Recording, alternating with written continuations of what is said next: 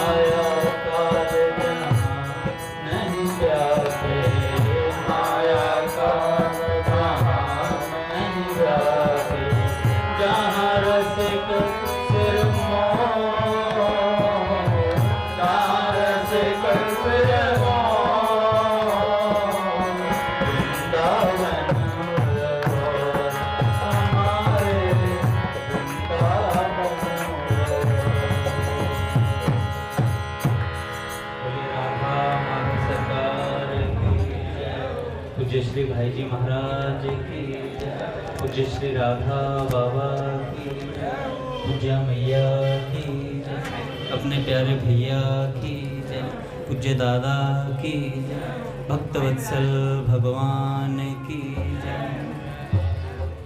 हरि बोल। बड़े सौभाग्य का क्षण है कि आज भी हमें सत्संग और कीर्तन का परम लाभ प्राप्त हो रहा है।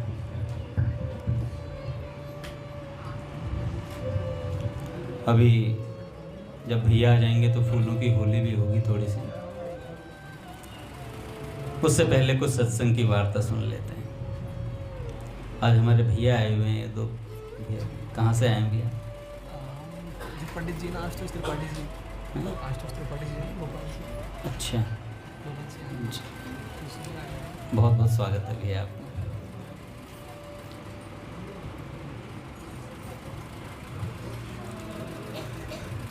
देखो भैया, होली तो होली, होली तो होली, पर इस होली भी हम भगवान के ना हो पाए, है ना। हरि बोल। थोड़ा थोड़ा आगे आगे हो जाएं, जितनी जितनी जगह मिले, और चुप होकर होएं, बात करते हुए आगे ना हो, धीरे धीरे हो जाएं, चुपचाप से।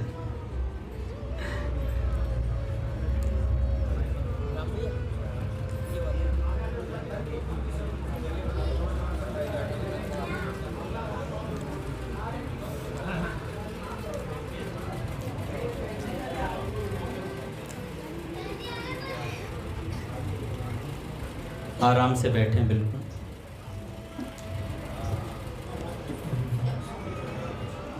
एक बार कहेंगे राधा राधा राधा राधा, बस मिट गई बाधा।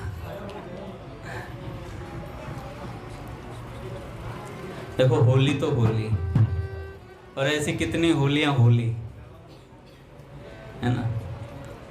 तो इसलिए अपने को भगवान का होना है, ऐसा रंग लगे कि फिर रंग छूटे नहीं। एक बड़ा सुंदर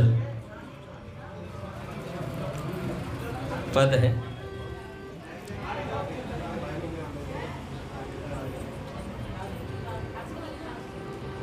क्योंकि संसार का रंग तो हम पे चढ़ा ही हुआ है। दिक्कत तो यह है कि भगवान का रंग नहीं चढ़ पा रहा है। देखो, कई लोग होते हैं जो सुधर नहीं पाते हैं, और जब सुधर नहीं पाते हैं तो भैया कहते हैं भगवान में इतना सामर्थ्य है कि वो ज़बरदस्ती क्यों नहीं सुधार लेते हैं।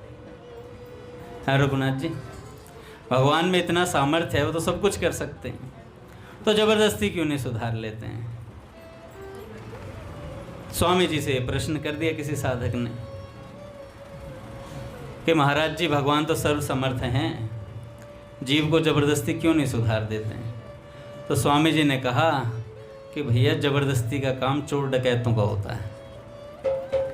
ज़बरदस्ती का काम चोर डकैतों का होता है। जीव को भगवान ने स्वतंत्रता दी है, अपना आनंद में रहे, मस्ती करे। हाँ, अगर कोई जीव, कोई साधक, कोई भक्त अपना हाथ खड़ा कर दे कि नाथ, मैं अपनी स्वतंत्रता को आपको वापस देता हूँ, आपने मुझे स्वतंत्र छोड़ा था, पर मैं स्वतंत्र नहीं रहना चाहता, मैं आपको देता हूँ, अपने आप को सुपुर्द करता हूँ आपको, तब भगवान कहते हैं भाई वाह, अब आ गया आनंद। फिर भगवान कहते हैं भाई देख, नूनुच नहीं करेगा, अब नूनुच नहीं होने चाहिए कि अब तूने मुझे अपने को सौंप दिया है, अब तेरे जीवन को मैं संभालूंगा। अब कष्ट आएगा, खुशी आएगी, वो सब मेरा है, तेरे को कुछ नहीं, तुझे बस सहन करना है, तुझे बस सहन करना है, नूनुच नहीं होने चाहिए। फिर भी साधक कहता है प्रभु सौंप तो दिया अपने आप को, पर नूनुच हो जाती है, नूनुच हो जाती है।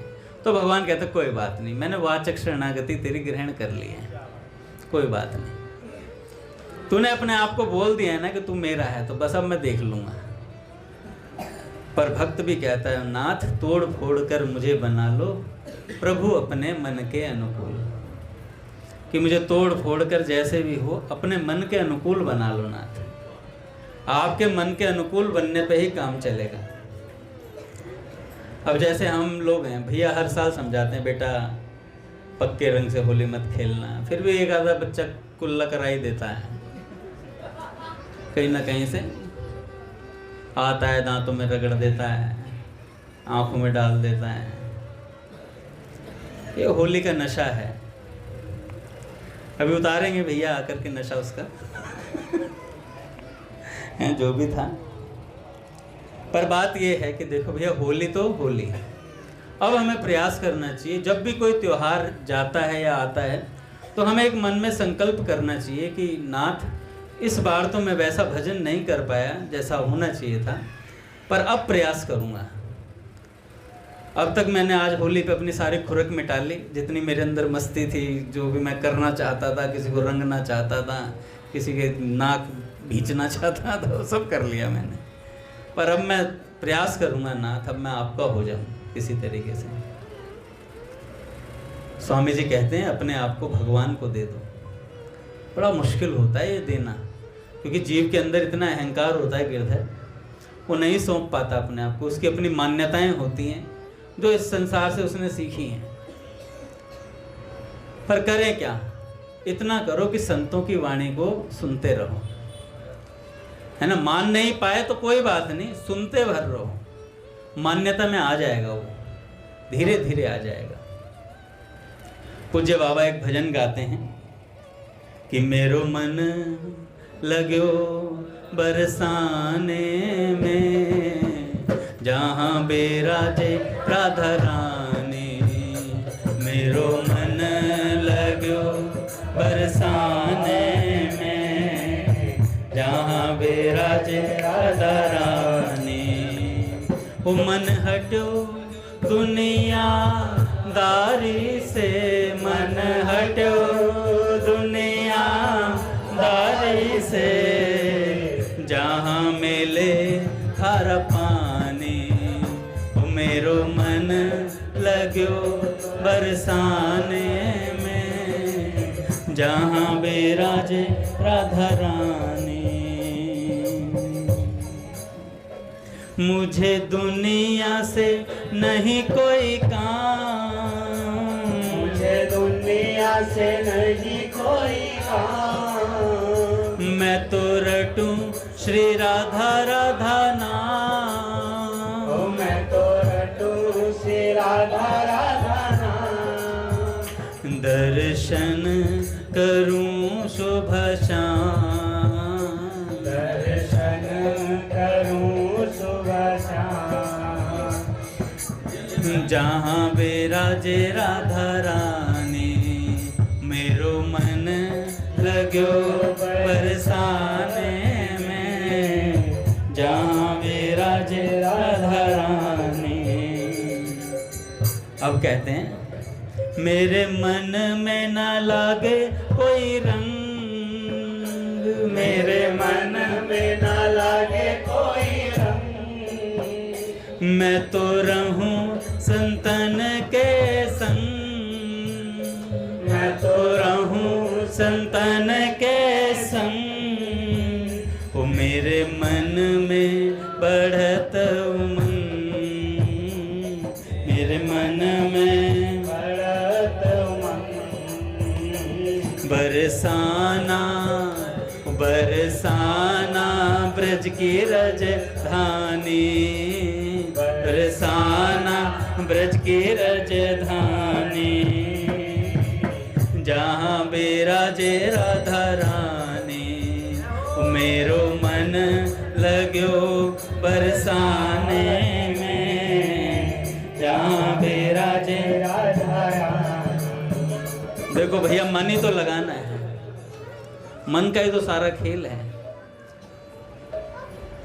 ये मन लग गया तो काम हो गया। इस मन को इस बार घसीट करके नारायण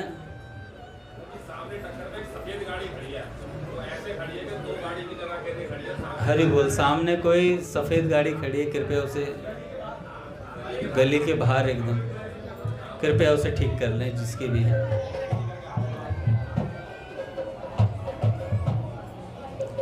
बस ये दुनिया की सफेदी खराब करेगी हमें, बच के रहना है ना। मुझे दुनिया से नहीं लेना देना, मुझे दुनिया से नहीं लेना देना, ये जगत है एक सपना, ये जगत है एक सपना, यहाँ कोई नहीं अपना, यहाँ कोई नहीं अपना, मेरे अपने वृषभानु दुलारी, मेरे अपने वृषभानु दुलारी, जहाँ बेराजे राधा रानी, मेरो मन लगो बरसाने में, जहाँ बेराजे राधा रानी, मेरो मन लगो बरसाने में, जहाँ बेराजे राधा रानी, राधे श्याम श्याम श्याम राधे श्याम, राधे श्याम श्याम श्याम राधे श्याम, सीता राम राम राम सीता राम, सीता राम राम राम सीता राम, राधे श्याम श्याम श्याम राधे श्याम, राधे श्याम श्याम श्याम राधे श्याम। हरि बोल। पट खोलेंगे। बोले राधा माधव सरकार की जय।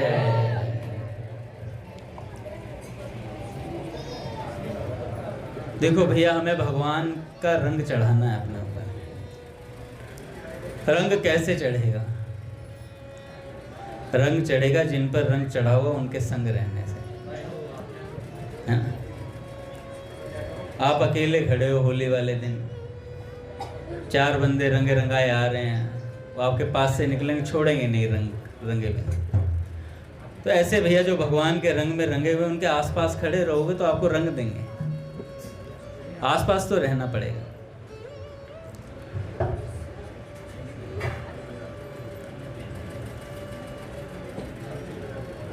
सत्संग के किनारे पे रहेंगे तो हृदय स्वच्छ हो जाएगा। रघुनंदन, हमारी सारी इंद्रियां गंदगी से भरी पड़ी हैं, पर इन्हीं सभी इंद्रियों का प्रयोग हमें भगवान की प्राप्ति में लगाना है। इनकी सफाई की भी आवश्यकता है। जब भगवत प्रेम की बाढ़ आती है ना, इन सब इंद्रियों को साफ कर जाती है। जैसे गंगा जी के अंदर कितने नाले गिरते हैं, नाले गिरते हैं ना, उनमें से गंदगी सारी गंगा जी में आती रहती है। पर जब गंगा जी में बाढ़ आती है तो उन्हीं नालियों के अंदर से प्रवेश करके जाती हैं गंगा जी, और भीतर तक साफ करके लाते हैं सब कुछ, सारी नालियां साफ हो जाती हैं। तो ऐसे ही अपने को क्या करना है, जैसे गंगा जी के किनारे रहते हैं ना वो लोग, ऐसे ही अपने को सत्संग के किनारे रहना है। सत्संग के किनारे रहेंगे तो बात बनती रहेगी, जीवन में कभी ना कभी सुधार का मौका मिल ही जाएगा। भगवान के प्रेम की जब बाढ़ आती है, अद्भुत रस बरसता है। हम वाटिका जाते हैं, हम देखते हैं क्या सराबोर रहता है, 5 दिन नशा सा रहता है। ये क्या रंग का नशा करता होगा, तो खोखला है, कुछ भी नहीं है। पर जो वाटिका में जो नशा चढ़ता है, बाबूजी के पद, पूरा दिन बस ऐसा लगता है राधा राधा राधा राधा। अरे घुटनों में ग्रीस खत्म हो जाता है बैठे बैठे, इतने पद रत्नाकर के पद होते हैं, फिर भी पेन किलर ले लेके बैठे रहते हैं। क्यों? भैया बाबूजी का प्रोग्राम है ना। मैं देखता हूँ आप सब लोग, कुछ लोग तो यहाँ नए होंगे, फिर भी बात सुनोगे तो उन बातों का असर पड़ेगा। बाबूजी बाबा कौन? ये चित्र में देखिए, यहाँ पर सफेद वस्त्र में बाबूजी हैं, गेरुए वस्त्र में पूज्य बाबा हैं। एक बार क्या हुआ, गिरधर, राधाष्टमी का समापन था और उस दिन रासलीला वाले जल्दी निकलते हैं, फटाफट 11 बजे निकल जाते हैं सारे बस में बैठ करके। मैं पीछे गया फटाफट और जा करके चंद्रेश भैया तैयार हो रहे थे, कह रहे अंगद भैया फटाफट पैकिंग करवा दो, मेरी ये अटैची उठाओ फटाफट। तो मैं अटैची उठाने लगा, इतने में कौन आए? हरि जी दुजारी जी बाबू जी आ करके हाथ जोड़ करके कहते हैं, डॉक्टर साहब आपने बाबूजी का प्रोग्राम करवा दिया, आपने बाबूजी की प्रथा को निभवा दिया, राधा अष्टमी करवा दिया आपने इस बार, नेत्र भर करके। और जो व्यक्ति पिछले 40 वर्षों से गीता वाटिका से बाहर नहीं निकला है, हरि जी दुजारी जी पाँव सूज गए, इतने मोटे हो गए उनके पाँव, चल नहीं पाते हैं, फिर भी रोज 7:30 बजे बाबूजी के पावन कक्ष में नित्य पद रत्नाकर का गायन, नित्य बाबूजी के वो जो पलंग है उसकी सफाई, फूलों को बिछाना, फिर माला डालना, स्वच्छ करना हर जगह को। क्या अद्भुत भाव रहता है। महापुरुषों की वस्तुओं को कैसे, और ठंड में भी, ये नहीं कि गर्मी में, टाइम फिक्स है कि उतने बजे ही होगा जो होगा। कैसा भाव रहता है महापुरुषों की वस्तुओं को संजो करके रखना। प्रीतम काव्य में श्री दामा जी कहते हैं कि स्वाहा हो जाए भले सब कुछ, सांवर को सुखी करें प्रियतम, कि सबको स्वाहा हो जाए पर श्री कृष्ण प्रसन्न रहे, श्री कृष्ण प्रसन्न रहे। तो ऐसी बात है भैया, हमारे जीवन में कभी वैराग है, कभी अनुराग है, कभी वैराग रहेगा, कभी अनुराग रहेगा, सब चीजें चलती बढ़ती घटती बढ़ती रहेंगी, पर भगवान का नेह नहीं घटना चाहिए, भगवान से स्नेह नहीं घटना चाहिए। पतित पावन जी, भगवान से स्नेह नहीं घटना चाहिए। स्नेह घटेगा तो हम घट जाएंगे। नित्य स्वाध्याय, नित्य सत्संग, ये साधक का जीवन होना चाहिए भैया। अब होली तो मना ली, अब मनाऊंगा मैं असली होली कौन सी? जिसमें सत्संग का रंग चढ़े भैया। रोज हरिशरण जी भगवान का नाम जप हो, 16 माला नाम जप करें, उसके बाद स्वाध्याय के लिए कोई पुस्तक पढ़ें, महापुरुषों की वाणी को अपने कानों में डालें, नित्य ये करेंगे तब जाकर के जीवन स्वच्छ होगा।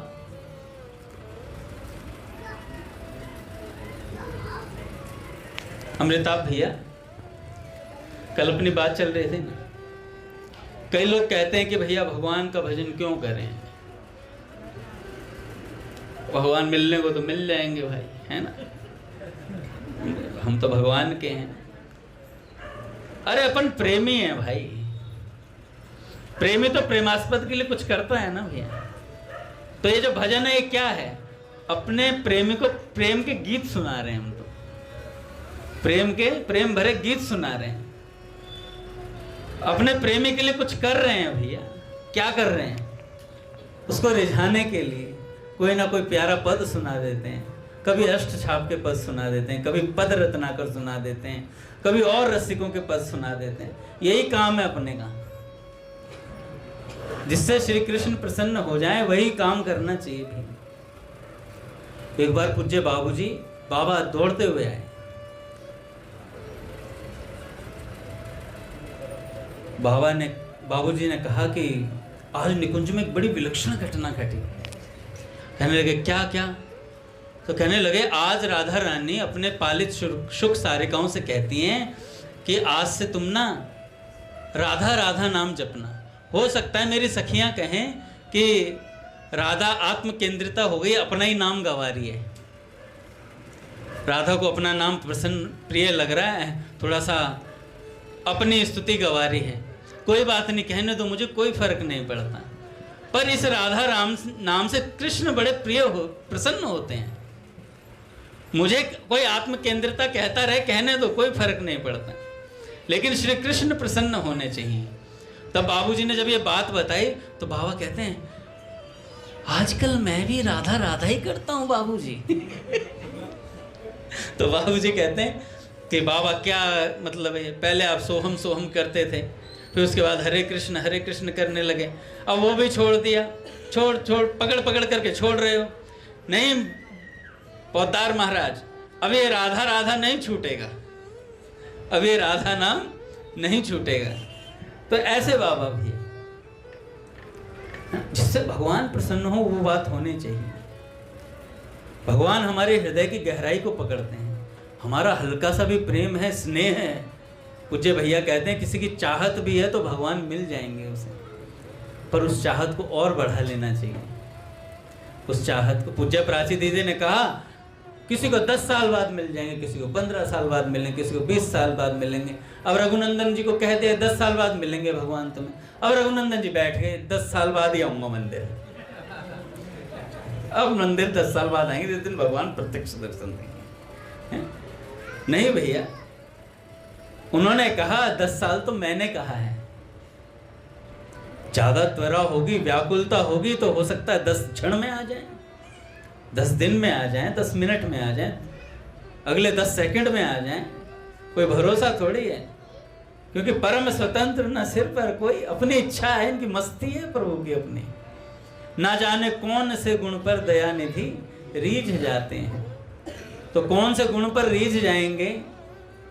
मान लो कभी हम बैठकर मुस्कुरा रहे हो, कुछ बात कर रहे हो, भगवान रीझें कर, अरे यार मैं भी सुनूंगा, तेरे पास आके बैठता हूँ। आ जाए प्रभु सामने, किसी भी बात पे रीझ सकते हैं। तो ऐसे ही सेठ जी महाराज कहते हैं एक सत्संग में, एक बार भगवान को प्रणाम करने का महत्व क्या होता है। एक बार भगवान को प्रणाम करने का महत्व। सेठ जी कहते हैं स्वर्ग आश्रम में गीता भवन पे, संसार के ऐश आराम गिराने वाले हैं, सबसे बढ़कर उत्तम कार्य करना चाहिए व्यक्ति को। और कलयुग में सबसे उत्तम कार्य है भगवान का भजन। इससे उत्तम कार्य कोई है ही नहीं। यदि वह निष्काम भाव से किया जाए तो बहुत उत्तम है। क्योंकि कल युग सम युग आन नहीं, जो नर कर विश्वास, गाय राम गुण गन विमल, भव तर बिनहि प्रयास। वृंदावन में एक महात्मा एक वृक्ष के नीचे बैठकर भजन करते थे। हम जैसा व्यक्ति एक दिन किसी से सुन लिया होगा, भैया वृंदावन में प्रेम की नदी बहे चहुं ओर। वृंदावन रस भूमि है, वहां रस मिलता है। और इतनी बात सुनी और महाराज वो व्यक्ति वृंदावन पहुंच गया।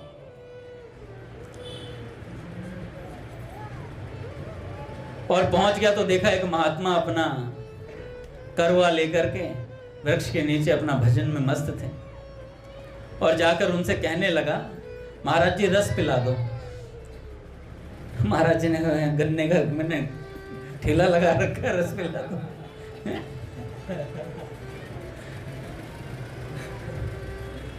पर भैया फकर आदि कुल्ले विच रब दिसदा, फकीरों के पास भगवान है भैया। और उन्होंने जिद करी तो उन्होंने पत्थर मारना शुरू कर दी, गाली देनी शुरू कर दी महात्मा ने। जब गाली दी तो भैया भाग गया वो। अगले दिन फिर आया, फिर कहने महाराज जी रस पिला दो। भाई मैंने जूस कॉर्नर थोड़ी खोला है, मैंगो शेक पिला दो, बादाम शेक पिला। महाराज जी ने फिर पत्थर चप्पल उठा के मारने शुरू कर दी, खूब गाली दें। अब जब गालियां दी तो उन्होंने कहा चल कोई बात नहीं, आज की गाली हो गई, अब कल आऊंगा। क्या पता कल रीच जाए। 7 दिन तक लगातार आते रहे भैया, महाराज जी रस पिला दो। यहां तो भैया 10 साल हो गए मुझे हरे कृष्ण महामंत्र की 16 माला करते हुए, कुछ फायदा नहीं हो रहा है, कुछ लाभ दिखाई नहीं दे रहा। मतलब लाभ का मतलब है उनके घर पे नोटों की ट्रॉली आनी चाहिए थी भर करके। मतलब लाभ क्या वस्तु होती है? लाभ का अर्थ है हमारे जीवन में रुपए आ जाएं। लाभ इसी को कहते हैं।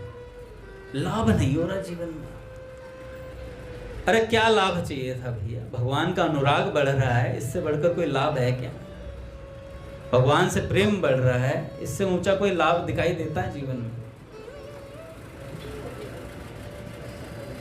तो महाराज जी ने जब 7वें दिन आए तो महाराज जी ने देखा भैया पक्का है। संत भी ठोक बजा कर देखते हैं, ये थोड़ी पहले दिन आया और ले बेटा माथे में यूं उंगली लगाई और सब हो गया, साक्षात्कार करवा दिया। ऐसा कुछ नहीं है। महापुरुष अच्छे से ठोक बजा करके देखते हैं, भैया ये बच्चा कितना पक्का है, खूब साधन भजन करवा, क्योंकि मेहनत करने के बाद जो फल प्राप्त होता है उसकी कदर होती है, उसकी कदर होती है भैया। अभी मैं इनको फ्री में कोई पुस्तक दे दूं, ये घर ले जाके रख देंगे, नहीं पढ़ेंगे। अब मैं 500 रुपये लूंगा इस पुस्तक के, पढ़ेंगे, 500 रुपये वसूल भी तो करने, 500 रुपये दिए पुस्तक पढ़ूंगा मैं। इसलिए किसी को फ्री में कुछ मत दो, पैसों में दोगे तो कीमत करेगा उसकी। फ्री में अगर हमें आज मान लो रामकृष्णपुर आज पहली बार आए हैं और भैया आते कहते जा रामकृष्ण तुझे भगवान की प्राप्ति, अभी दर्शन होंगे साक्षात्कार, चतुर्भुज रूप में नारायण भगवान प्रकट हो जाएं, हो सकता है वैसा, और हो जाए तो फिर क्या होगा, मन में आएगी बात, इतने इजी थे। और मान लो रोज भगवान दर्शन देने आ जाए तो भगवान को भी हम कहेंगे और ठीक है बेटा, सच बता रहा हूं मैं, सच में भगवान की कदर खत्म हो जाएगी।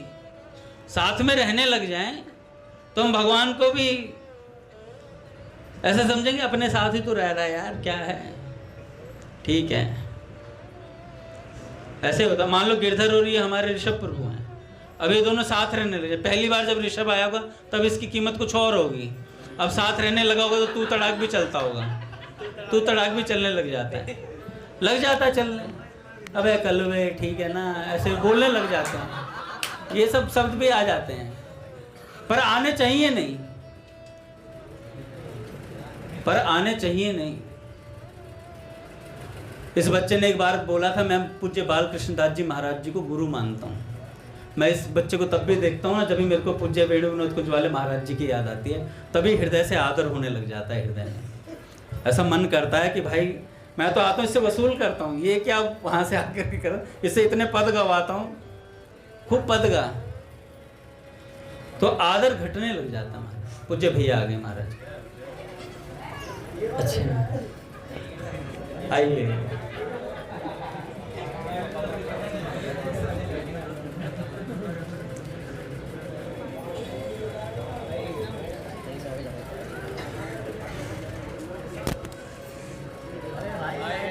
अरे आगे पूज्य भैया आ गए, भैया नहीं आए अभी, भाई लाइट बंद नहीं।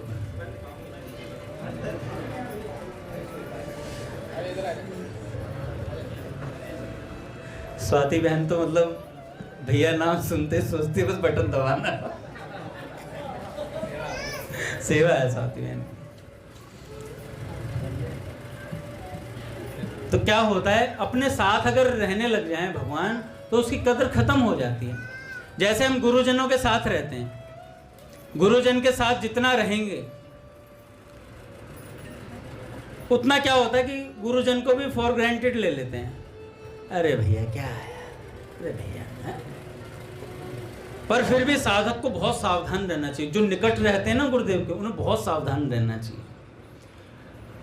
गुरुदेव मजाक कर रहे हैं हमसे, ये हमारा सौभाग्य है, ये उनकी कृपा है हमारे ऊपर। हम गुरुदेव से मजाक कर दें, ये हमारा दुर्भाग्य है, ये हमारा दुर्भाग्य है कि हम सावधान नहीं रह पाए, हम सावधान नहीं रह पाए। संत के पास रहें और हमारा भजन ना बढ़े गोपाल, बेकार है संत के साथ रहना। फिर ऐसा नहीं है, ये बात मैं काटता हूं अपनी, क्योंकि वस्तु गुण काम करता है, कभी ना कभी सुधरोगे। पर जब तक नहीं सुधर रहे तब तक इतने अपराध बन जाएंगे, संत अपराध हो जाएंगे, भगवान नहीं छोड़ते। फिर भगवान कहते हैं बेटा भगवा के तो छोड़ूंगा तुझसे, क्योंकि भगवान से भक्त का अपराध सहन नहीं होता। नहीं ऐसा करता नहीं, मैं ये नहीं कह रहा, ये करता है। मैं बात बता रहा हूं कि साथ रहने का, ज्यादा वस्तु सुलभ हो जाती है तो उसकी कदर कम हो जाती है। कीर्तन हमें साल भर में एक दिन मिले। लॉकडाउन में क्या हालत थी भाई, जो मंदिर कभी नहीं आता ना वो भी कहता एक बार मंदिर में प्रवेश कर जाऊं भैया, मुझे आन दो बस शाम को, क्योंकि शाम को 2-4 जनों की परमिशन थी। गेट पे खड़े हो करके गेट खोल दो, भाई भाई प्लीज यार, भाई प्लीज कीर्तन भाई।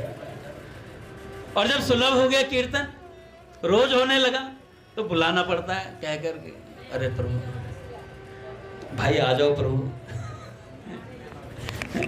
आ जाओ। तो क्या होता है, वस्तु सुलभ हो जाती है तो उसकी कदर खत्म हो जाती है। पर हम साधक हैं, हमें सावधान रहना है। पूज्य सेठ जी कहते हैं भैया नाम के जब से नामी याद आता है और नामी की स्मृति से काम बनता है। तो जब उन सज्जन ने जो वृंदावन गए थे उन्होंने महात्मा से कहा महाराज रस पिला दो। उन्होंने कहा इधर आ बेटा, इधर आ। पास बुलाया और अपनी जपमाला निकाली।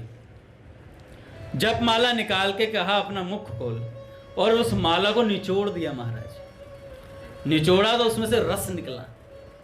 रस निकला, मुख में गया, और महाराज उसी दिन से वो बावरा हो गया, उसी दिन से पागल हो गया। राधा राधा नाम कहता ब्रज में डोलता रहा। रस मिल गया ना। तो ऐसे भैया जब हम जिद पर अड़ जाएंगे ना, तो महात्मा लोग ये जिद ही देखते हैं कि इसे भगवान को पाने की जिद है या नहीं है। 10 साल माला करी, हरे कृष्ण कृष्ण कृष्ण हरे हरे, हरे राम राम राम हरे हरे। भैया कुछ चमत्कार नहीं हो रहा है भैया, ऐसा होता ना भैया, कुछ चमत्कार नहीं हो रहा।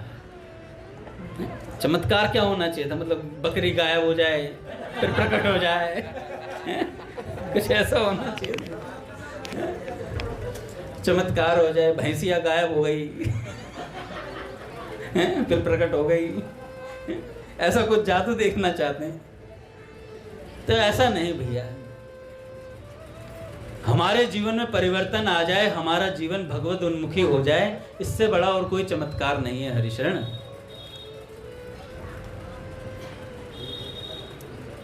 इसलिए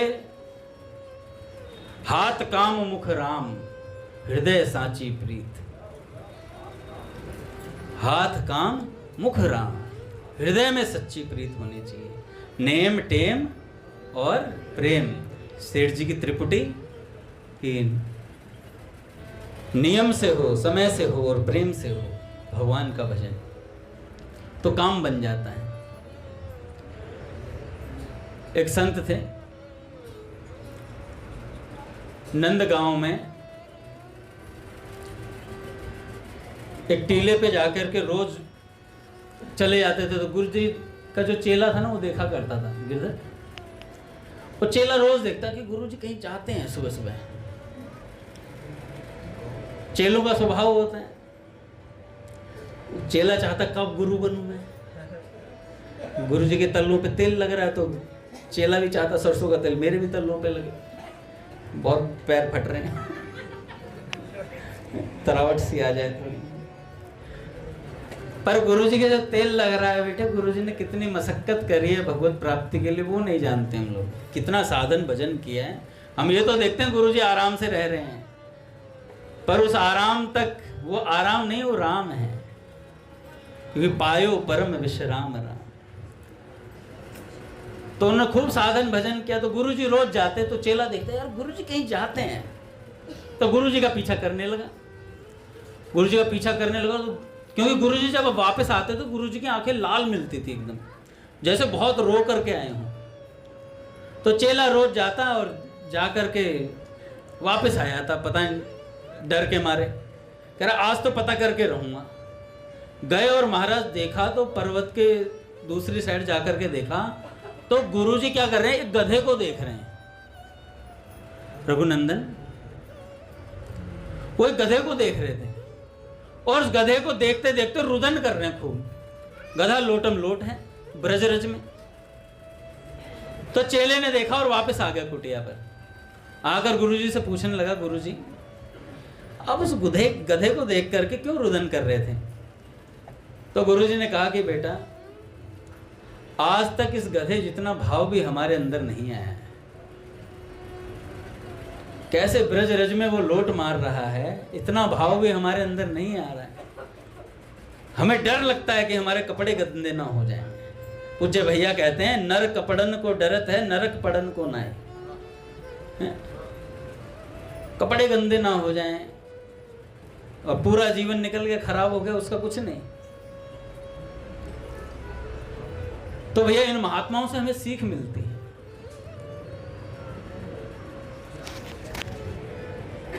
भजन करने की, अपने अहंकार को त्यागने की।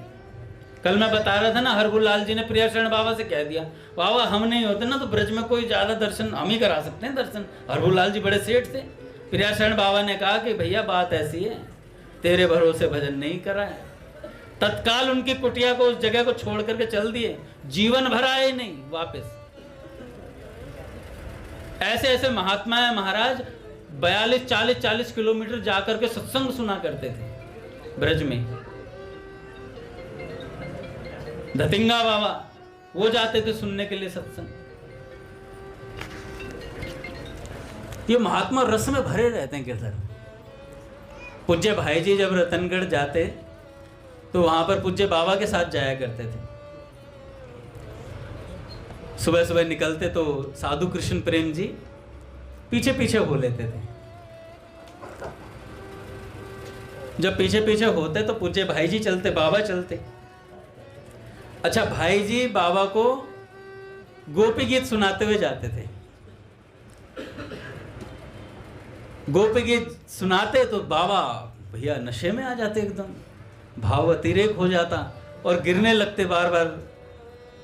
और ऐसा नशा चढ़ता, जब वहां से शौच वगैरह करके आते तब भी वो नशा लगातार बना रहता। बाबूजी हाथ पकड़ करके लाते थे। तो साधु कृष्ण प्रेम जी कहते मैं पीछे पीछे चलता था सुनता हुआ, क्या गा रहे हैं बाबूजी। चुपके चुपके चलता पीछे पीछे। तो ये महात्मा विलक्षण रस में रहते हैं, इसलिए महात्माओं के इर्द गिर्द रहना चाहिए। क्योंकि इनमें जब भाव का अतिरेक आएगा तो वो छलकेगा, और छलकेगा तो एक आधी बूंद हम पर गिर गई तो काम बन जाएगा हमारा। यहाँ पर जब पंडा जो सेवा में होते हैं, जब गिरधर जल छिड़कते हैं, आप यहाँ बैठ के मृदंग बजाते हो, पास में जो रहते हैं उनको ये कहने की जरूरत नहीं पड़ती कि मेरे ऊपर छिड़को मेरे ऊपर, जैसे पीछे वाले करते हैं, अरे अरे इधर नहीं आया अभी, इधर की तरफ डालो। जो पास रहते हैं उन पर ऑटोमेटिकली छिड़का जाता है, अपने आप आ जाता है। तो ऐसे संतों के पास जो रहेंगे उन पर भाव सब छिड़काव हो जाता है उनके ऊपर। पर एक बात है, सावधानी रहनी चाहिए। सावधानी हटी और दुर्घटना घटी। सावधान नहीं रहेंगे तो गड़बड़ हो जाएगी। ऋषभ, बड़ा सावधानी से महापुरुषों का आस्वादन करना चाहिए। देखा देखी साधे जो कीजे काया बाढ़े रोग। देखा देखी नहीं करना चाहिए। अब जैसा प्रेम गिरधर करता है भैया से, मैं भी जाके भैया के ऐसे चुम्मी उम्मी करूं 2-4। भैया सबका अपना महापुरुषों से विलक्षण प्रेम रहता है। रघुनाथ जी, एक क्षण में कल्याण हो जाता है, एक क्षण में कल्याण हो जाता है। पूज्य बाबा बाबूजी के पास जो रहते थे ना, बड़ा रस पिया। मैं कई बार ये घटना सुनाता हूँ। पूज्य भैया आगे क्या, ये कौन है, ये पीछे आवाज दे रहे हैं? नहीं, वो दरवाजे पे कौन है? अजय प्रभु। अजय प्रभु आ जाइए, कोई बात नहीं, सत्संग सुन लो, आ जाओ।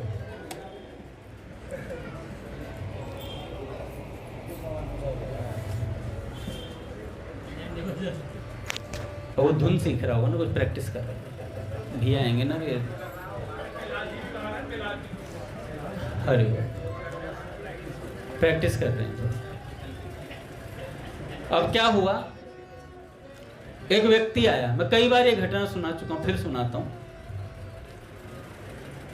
एक बालक था, वो गीता वाटिका गया, जिद करके बैठ गया, जब तक बाबूजी बाबा कृपा नहीं करेंगे तब तक मैं अन्न जल ग्रहण नहीं करूंगा। रघुनाथ जी, अन्न जल ग्रहण नहीं करूंगा। बाबूजी जा चुके थे, उस समय बाबा मौजूद थे। तो वहां पूज्य माँ रहती हैं। माँ ने उस बालक से कहा कि बेटा ये जिद ठीक नहीं, जिद छोड़ दो। कह रहे नहीं, जब तक बाबूजी बाबा कृपा नहीं करेंगे तब तक मैं अन्न जल ग्रहण नहीं करूंगा। उस बालक को बाबा के पास लेकर के गए। माँ ने कहा कि बाबा देखिए, ये बच्चा कह रहा है कि जब तक बाबूजी बाबा कृपा नहीं करेंगे तब तक हम अन्न जल ग्रहण नहीं करेंगे। तो बाबा ने कहा, हमारी कृपा के बिना ही वाटिका में प्रवेश कर गए हो क्या? हमारी कृपा के बिना ही वाटिका में प्रवेश कर गए हो। तो ऐसे ही क्या हम पूज्य भैया की कृपा के बिना ही यहाँ नारदी निकुंज में प्रवेश कर गए हैं क्या? भगवान ने हमारे कल्याण का दृढ़ निश्चय कर लिया है। इस बार भगवान ने हमारे कल्याण का दृढ़ निश्चय कर लिया है। इसलिए हमें संतों का सानिध्य, भक्तों का संग, कीर्तन, सत्संग प्राप्त हो रहा है। अगर भगवान ने संकल्प ना किया होता, कोई साधक ये कहे कि मैंने संकल्प किया इस बार मैं भगवत प्राप्ति करके रहूंगा, है बहुत अच्छी बात अगर ऐसा किया है तो, अगर दृढ़ है तो। पर अगर अहंकार वशात बोल रहा है तो उससे रसगुल्ला नहीं छूट रहा है। अभी संकल्प की बात है। अभी आज हमारे भैया कहते हैं अंगद जी थोड़ा वेट पर कंट्रोल करो। मैं कभी ये वस्तु सामने आती तो ग्रहण हो जाती है। कैसे कर सकता हूं, चाहे पेट खराब हो जाए।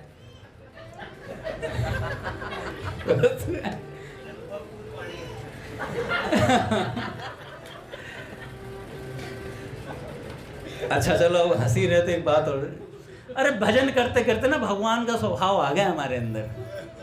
सामने से कोई वस्तु जाए तो उसे बिना तारे छोड़ नहीं सकता। उसे डूबने कैसे दूं दूसरे के मुख में, हम ही डूबाए। तो ऐसी ही बात है भैया।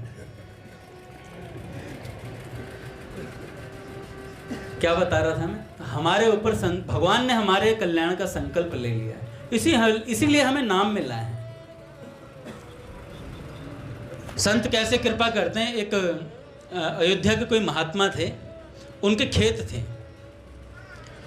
उन खेतों में एक आदिवासी काम करता था।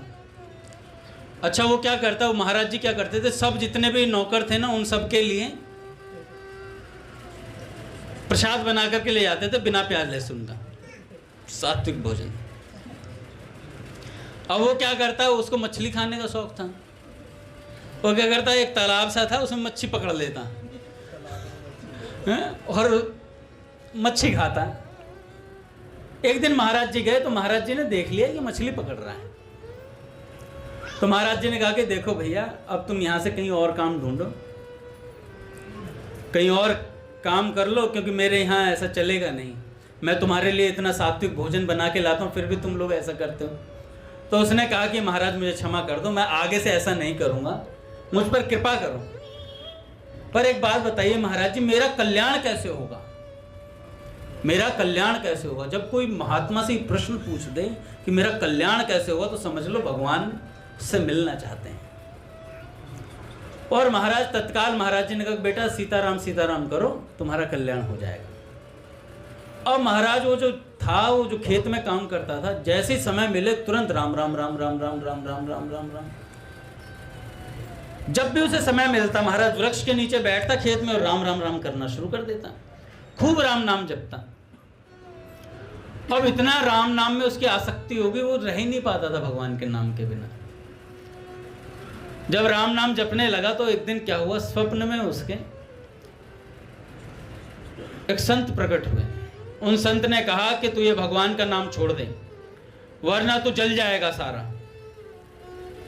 तो महाराज वो डर गया। तो उसने सुबह उठा तो उसने अपने गुरुदेव से बताया उनसे कि ऐसे ऐसे गुरुजी संत प्रकट हुए थे, उन्होंने कहा भगवान का नाम छोड़ देना वरना तू जल जाएगा। तो गुरुजी ने कहा कि तूने क्या कहा? तो उसने कहा मैंने कहा मैं नाम नहीं छोड़ सकता चाहे जल जाऊं। तो महाराज उसी दिन वो नाम जपता रहा, उसके अंगूठा जलने लगा, फिर भी वो नाम जपता रहा। उसी रात को फिर दोबारा वो संत आए स्वप्न में। स्वप्न में आए और कहा कि तू पक्का है भाई, और एक लड्डू दिया खाने के लिए। लड्डू दिया और कहा कि बेटा तेरा कल्याण होगा। और महाराज उसने अपने गुरुदेव को ये बात भी बताई। अब क्या हुआ, नाम जपता खूब नाम जपा। एक दिन वृक्ष के नीचे बैठा हुआ था, नाम जप कर रहा था। नाम जप करते करते प्राण निकल गए। जब प्राण निकले तो उसका, पर प्राण निकलने के बाद भी शरीर में उसका अंगूठा हिल रहा था, अंगूठा हिल रहा था, सब ऐसे नाम जप कर रहा था। माला नहीं थी उसके पास, माला नहीं थी भैया, पर गुरुजी को देखता था, गुरुजी उसमें से गोमुख में से वो नाम जपते हैं तो ऐसे ही ऐसे करते रहते थे। उसने स्वभाव बना लिया था ऐसे, हरे कृष्ण कृष्ण कृष्ण हरे हरे, हरे राम राम राम हरे, ऐसे कर देता था, ऐसे अभ्यास डाला हुआ था। मरा, अंगूठा हिल रहा, तो लोगों ने कहा कि इसमें प्राण है लगता है इनमें, तो शरीर नहीं जलाया। अब जीवात्मा बाहर निकला, यम के दूत लेकर के चले गए यमराज जी के पास। यमराज जी के पास गए तो यमराज जी ने कहा कि भैया किसे ले आए? तो उन्होंने कहा महाराज जी नहीं तो कहा था। कह रहे अरे नहीं, इनके बगल वाले गांव का बंदा था, रॉन्ग एड्रेस पे पहुंच गए तुम। अच्छा, वो पहुंच तो गए थे, तो यमराज जी ने कहा कि भैया ये भगवान के भक्त हैं जिन्हें तुम लेकर के आए हो, इनकी गति यहाँ नहीं है, तो साकेत धाम जाएंगे, सीधा राम जी के पास जाएंगे।